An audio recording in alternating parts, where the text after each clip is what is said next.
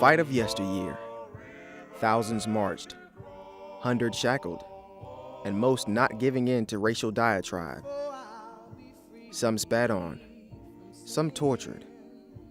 Many died hoping to see an America with true liberty and justice for all. What if we could tell them we made it? What if they could see a Washington, D.C., once filled with thousands of people holding on to a burning hope, 40 years later packed with millions holding fast to a promise that's arrived? Imagine that.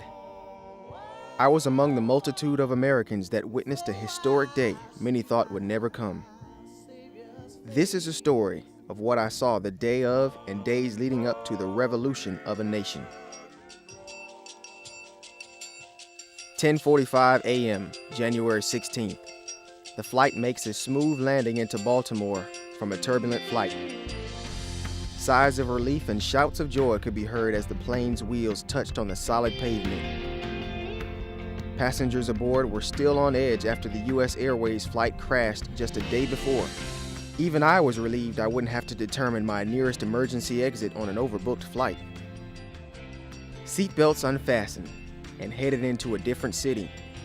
My sense of purpose was renewed, seeing many people at the airport and hearing whispers of how close history seekers would get to see the nation's first black president as he takes oath, which made me wonder how close I'd get without a VIP ticket.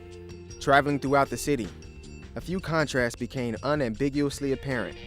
For one, there was a 48-degree difference from the 60 degrees I left in Miami. Among other things, people parked their cars alongside the street as if the entire city was downtown.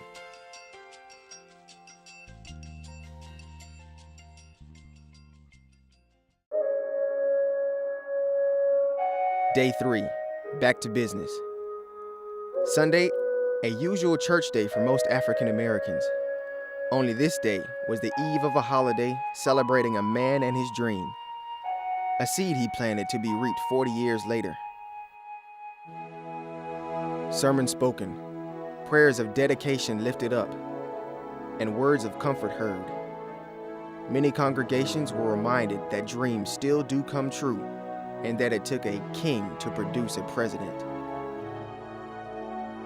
Later, families socialized and enjoyed live music and entertainment from the Lincoln Memorial via their television sets. Soon, all eyes were glued on the president and vice president-elect as they once again gave hope to an ailing nation. Imagine that. Along the way, there will be setbacks and false starts. Despite all this, despite the enormity of the task that lies ahead, the dream of our founders will live on in our time.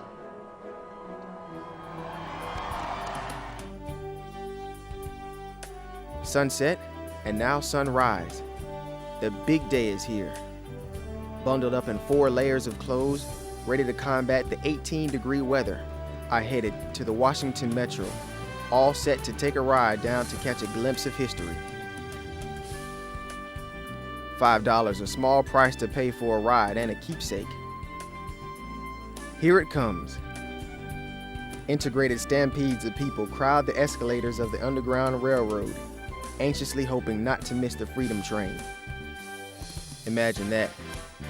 Still, the massive crowds move slowly but surely, shoulder to shoulder.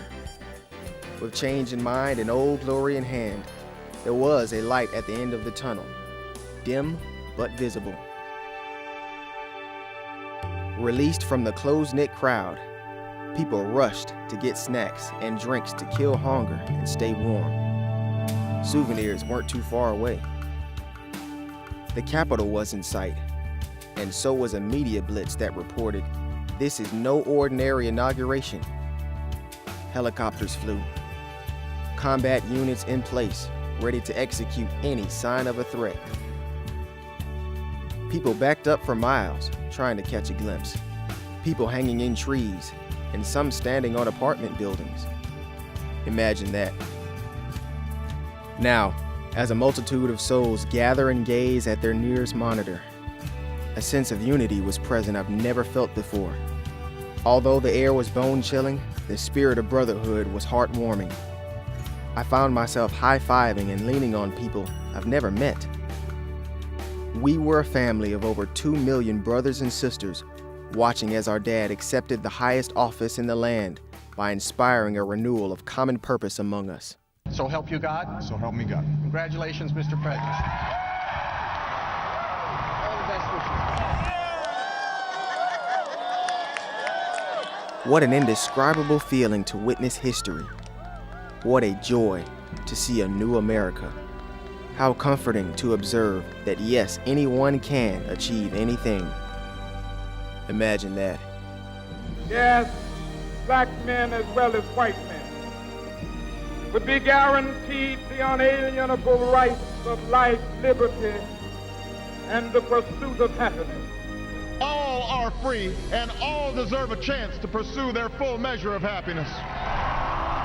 And black men and white men, Jews and Gentiles, Protestants and Catholics, Christians and Muslims, Jews and Hindus, and non-believers will be able to join hands and sing in the words of the old Negro spiritual, free at last, free at last, thank God Almighty, we are free at last.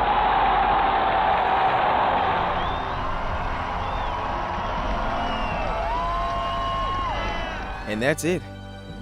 Dream fulfilled. Expectations surpassed. Change has come. We made it.